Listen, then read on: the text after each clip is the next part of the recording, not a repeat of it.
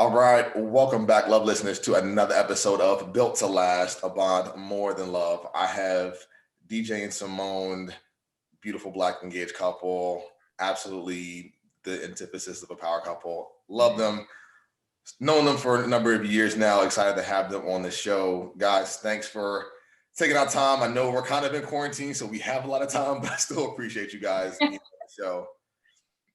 Cool. Yeah, happy to be here. Yeah, whatever. I'm excited to talk to you, and obviously I've known you a minute, but hopefully we could drop some gems. Hopefully we can learn some stuff, and yeah, let's get it popping. Let's go. And so, as you know, on Built to Last, we talk everything relationships, and we love to get into the aspects that people aren't necessarily always talking about. You know, social media, IG, all that is a complete highlight reel. So we want to get into the nitty gritty. We don't need to go into, everything that happens in your relationship, but we want to kind of hear some things that you guys have learned and have experienced. And so you guys got engaged before the pandemic hit. Now, with that process still continuing on, what has changed for you guys? How's that evolved? Okay, so when you say how has that evolved, do you mean like how our relationship has evolved since being hit with quarantine and COVID? Or yeah, let's go relationship, and then we'll talk about like how like the wedding planning like has evolved and how some things have changed. So let's go with the relationship aspect first. Okay. Well, from my perspective, I mean, we've been blessed to obviously be healthy during this time. But our relationship really hasn't changed much. I mean, we were able to be home with each other every single hour of the day and not want to kill each other. So I thought that was a step in the right direction for whenever the wedding does happen. Yeah. Honestly, like it's been very helpful to remember that the importance of us being together is really like a friendship base. And that has really come to light as we've been in quarantine, because honestly, if DJ wasn't my friend first, I don't know how other couples are making it work.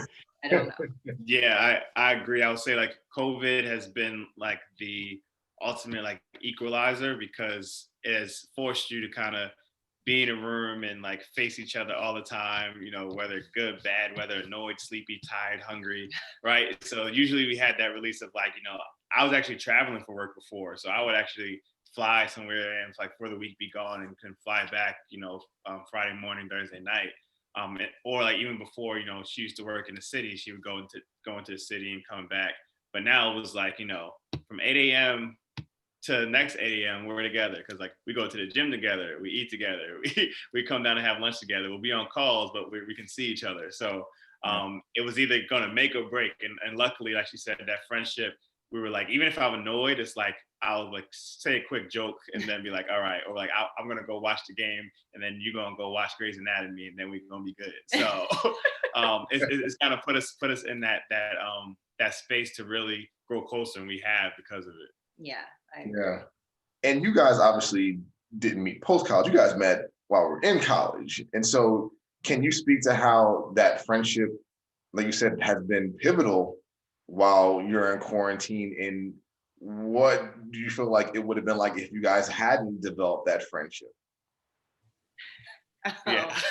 And we also lived together before quarantine. Yeah. So I think that helped too, because I think bigger step than like meeting in college and then like, dating outside of college. I think the biggest step is when you live together, like move in together, because I think that's the biggest one, because you have like different habits. And biggest thing for us, like one example is I'm a night owl, right? Like I like to stay up late, read, like I feel like I can be productive late. I might want to watch until late. Flip side, she's a morning person. So she'd be up like ready to get active and read and do all these things. 7:30. And I'm like, no. I'm ready to go. What's up? What's going on for the day? So I feel like if we didn't have that friendship, that would be a bigger hurdle to overcome, because it's like, damn, this is our natural clocks already aren't in sync. Mm-hmm. But we had that. So I think that's just an example of one thing. That's awesome. That's awesome. Are there any other strategies that like really stand out to you guys of how you've been able to spend so much time together and have it that smooth outside of the friendship? Is there anything else that you think it'd be beneficial to other couples maybe going through the same thing? So I think the timing was actually, it felt coincidental, but it also felt like it had a purpose. So for us, we're supposed to get married in May, right? We had started our premarital counseling probably 6 weeks or so before COVID hit and everything shut down. So like we actually never did our final session. That's still like in lieu of like finishing. But we did like 4 or 5 sessions where we really talked about like communication, like our different hot points, like anything from the past that wasn't resolved. Like we had those conversations, and then the world shut down. So it was like we had learned how to be like, hey, I'm checking in. Are you okay? Like, I'm not happy about how this happened or how you said this. And I feel like we had a couple more strategies that we may have not had before, right into quarantine. And like that timing is just crazy. Yeah. I also want to just like throw in like something that DJ and I try really hard to do. We try really hard is to not go to sleep angry at each other. And that sounds so simple, but like the littlest thing could be just like, you know, messing with your day that the other person did. And if you don't just get that off your chest, the next day is just shifted. So we've tried really, really hard to stick to that. If something's going on that's bothering me, I, you know, try my best to just let it out that night. Even if it's like, look, this is what's bothering me. We don't have to talk about this right now.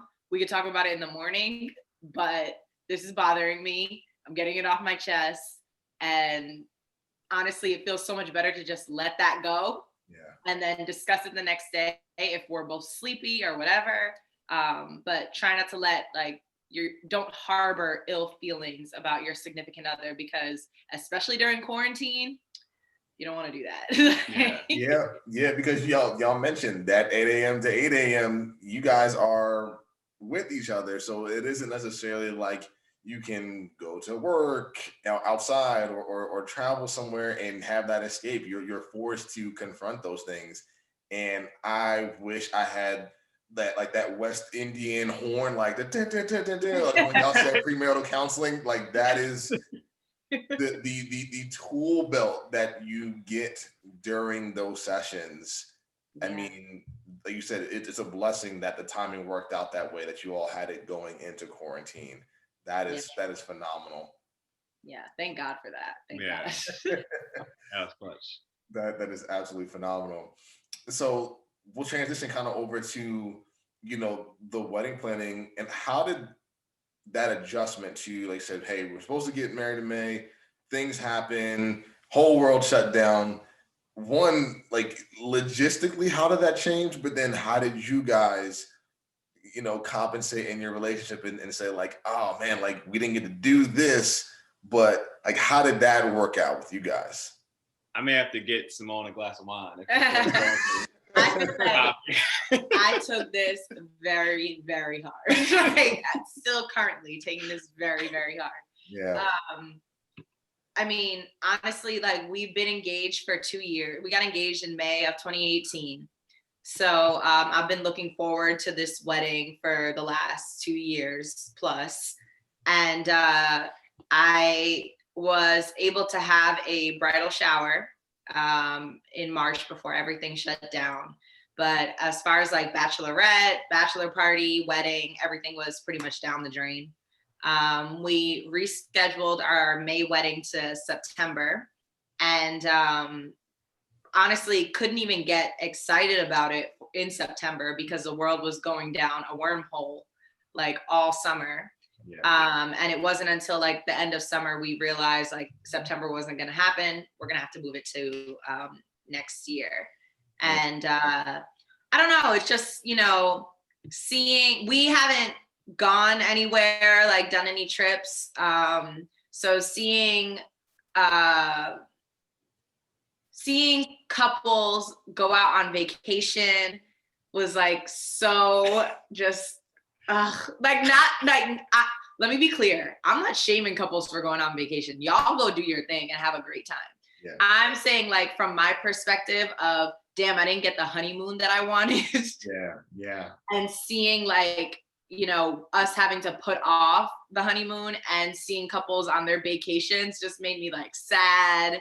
Watching episodes on TV of, you know, random episodes where people are getting married, that puts me in a bad mood because I'm just like, our day never happened. Like, it's never happened. Yeah.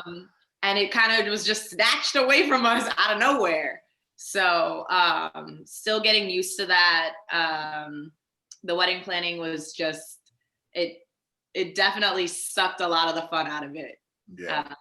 So trying to get re-excited for it in April, but also knowing that unfortunately we are not gonna be like in a post-COVID world in April anyway. Like, we're still gonna be wherever we're going to be in April, but it's not going to be like this thing never happened. We're back to doing our normal thing. It's going to be the new normal, whatever people are talking about. And envisioning the wedding that we had been planning, let me remember to say we and our, the envision we had been planning for the last 2 years, and like shifting that mindset to something completely different is really hard.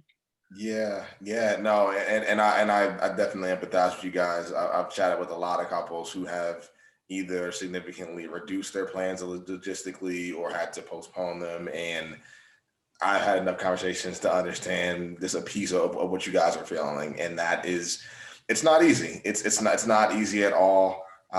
It actually prompted something pretty interesting in my mind. I was posting the other day just about couples who go through adversity together and how they respond to that. And let's be real, quarantine, and especially trying to plan your wedding in quarantine and having that pushed off is a form of adversity, dealing with that emotional adversity.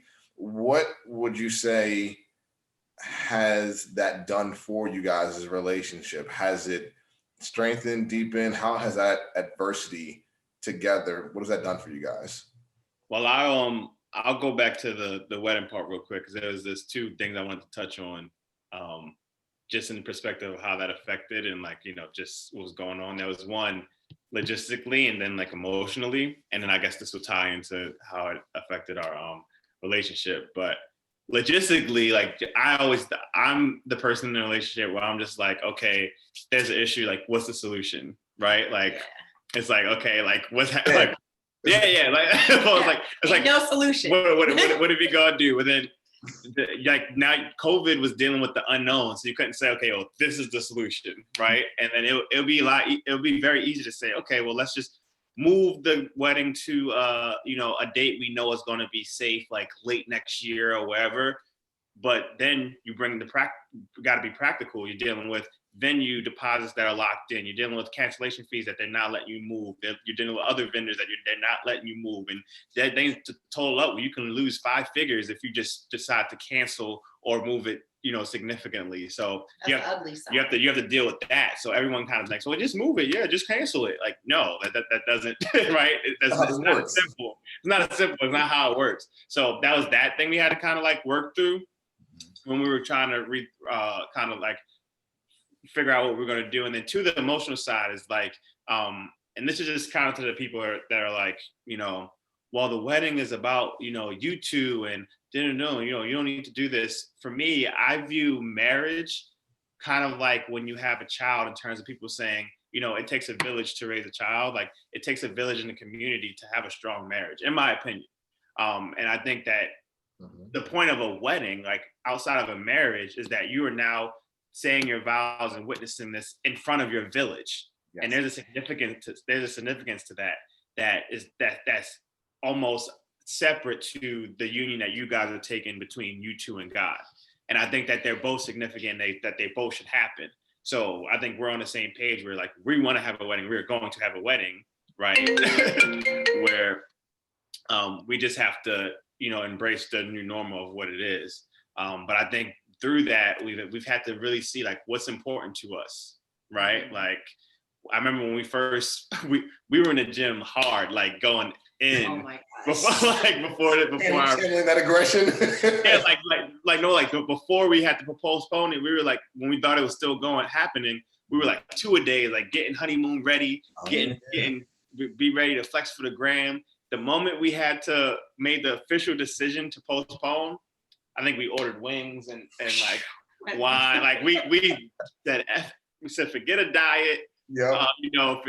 We just gonna do what we want to do because we can't have this anyway. And I think we had a good, month or 2 months of just kind of sulking in that before we said, okay, we've had that time, let's get back and see what we're doing. And I think it's like that showed us, what's important to us.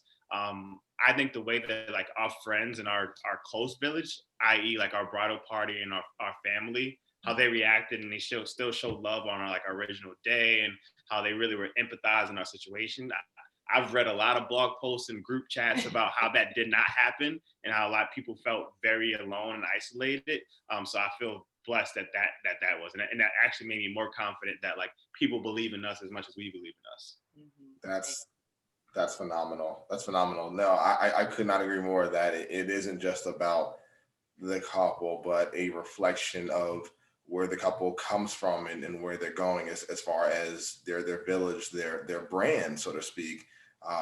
I couldn't agree more. That was one of the things that were very important to Leah and I. At our wedding, we did some things to honor those who are closest to us, and it was for that exact reason, saying there is no Leah and Anwar without you guys and what you all have done for us and what you poured into us. So I couldn't agree with you guys more. That's absolutely phenomenal. And so you said it strengthened you guys' relationship. In what way? I would say, I can only speak on behalf of me, but I was going through definitely a tough time in like the April, May timeframe when everything was happening, even into June. And just DJ's support of me like mellowing in my feelings and realizing that there is no solution and just letting me be in my little bubble was very comforting to me, actually. It just reminded me that I have a partner who is who cares about how I feel and is willing to, go above and beyond to try to make light out of a not so great situation. So that I think made us stronger as a whole, just going through that together and realizing it got to the point really where I could wake up one day and be in like an awful mood, or he could wake up one day and be in an awful mood. And like, we would just realize immediately like, okay, today is just not your day. Today, it's okay. We gonna just make it work. It's okay. You feel how you want to feel. We both understand why we were feeling the way we were feeling. We spoke about it. And just being there for one another during those times was very helpful. That's good. DJ, is there anything that you think, other than what Simone mentioned, that strengthened you guys' relationship? No, I agree. I think whenever you go through a plethora of emotions in a short period of time, you're going to be forced to be strengthened, right? Your weaknesses are either going to be exposed or you're going to be forced to be strengthened. And we were on an emotional roller coaster. I don't have to tell you what was going on with the world. Like, take our wedding out of it. Yeah. You had George Floyd and civil unrest. Oh God. You had, whoever was in the White House at the time. You had a pandemic going on. You had wildfires in California that affected my job. And then you take that and you have our wedding postponed, which made it seem like we felt bad for feeling bad about our wedding because everything else that was going on. But it just it was everything adding on to the haystack. On top of that, our water heater exploded. Oh yeah, so our water heater exploded. We had to get our floor removed and repaired.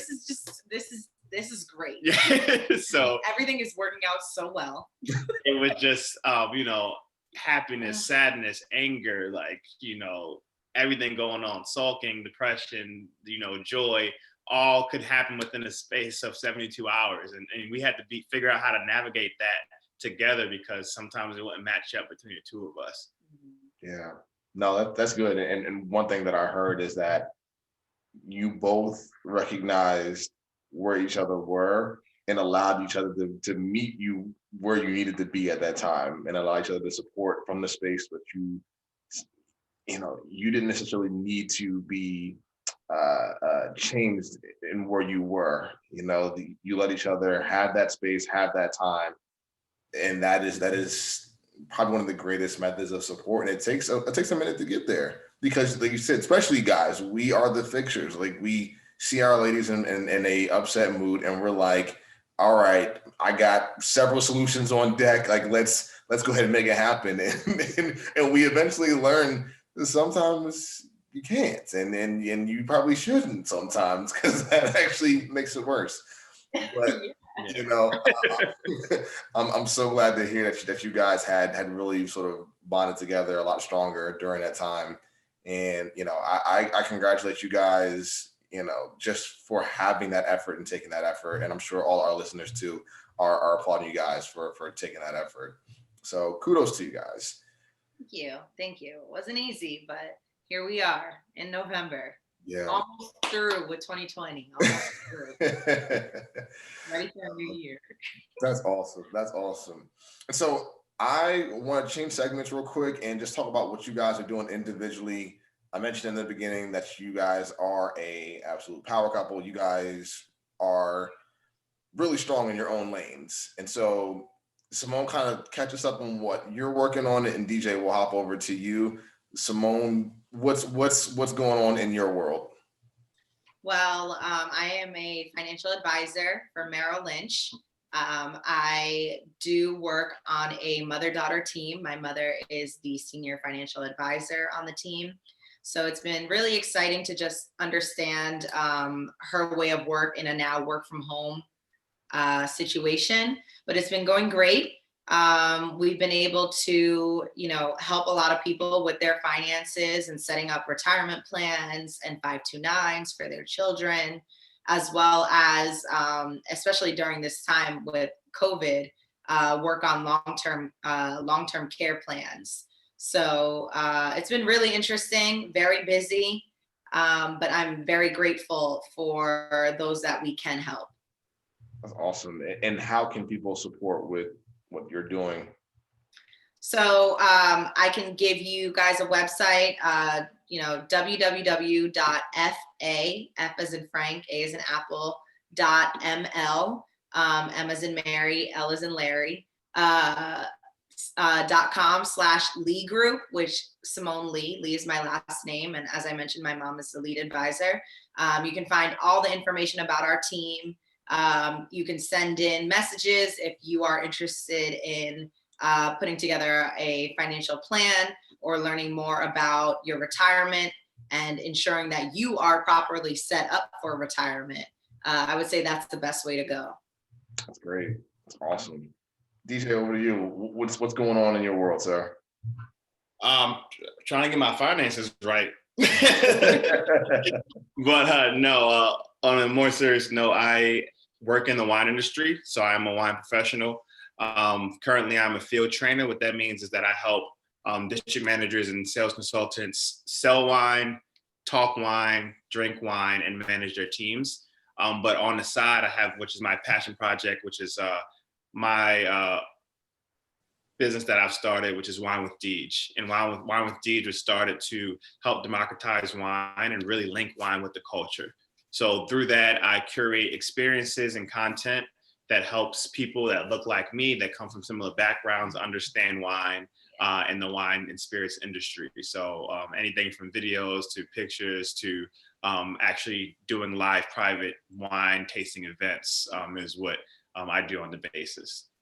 That's awesome. And we have our private group, Lovers and Friends, and I think that would be an actual phenomenal platform for your next event. So we will definitely talk offline. With that, it's all about couples learning from and with each other. All of those things that you guys learned in premarital counseling, we take that to the next level and apply it beyond the wedding date. So again, couples who are on the same page as you guys, it's an entire environment of that. So love to have you on there to do that event. Definitely. And then where to find that stuff is my Instagram is at simply SIMPLY _Deej DEEJ, or you can just go to YouTube and type in Wine with Deej. So it's Wine with DEEJ. And either between one of those, you'll find me and all the content. And you feel free to DM me inquiries if you want a private event, or you can just go and learn something. Awesome.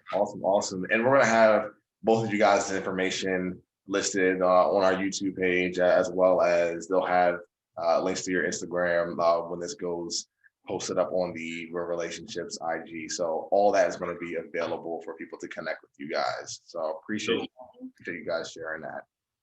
And our last segment, always a fan favorite. It is True Truths and a Lie.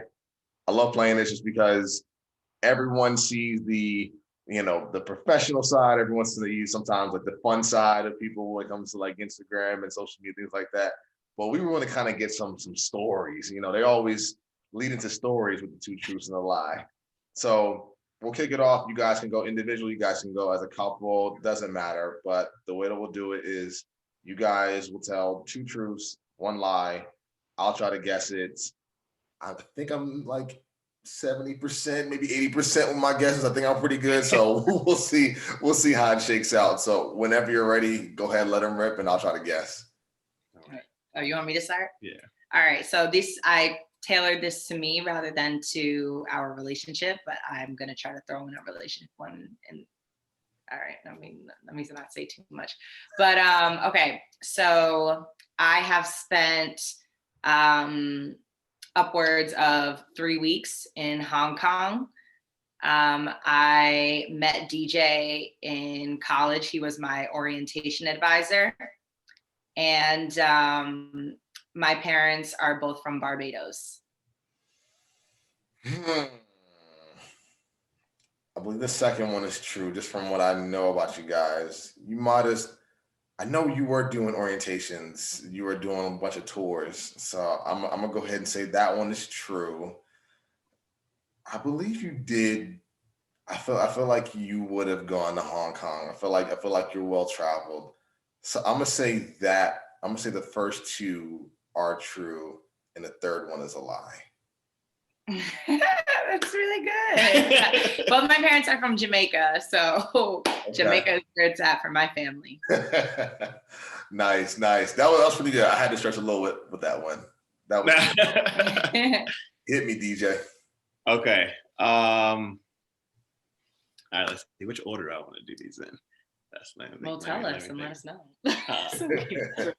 I'll say which order I want to tell you my facts. Okay. So I would say that.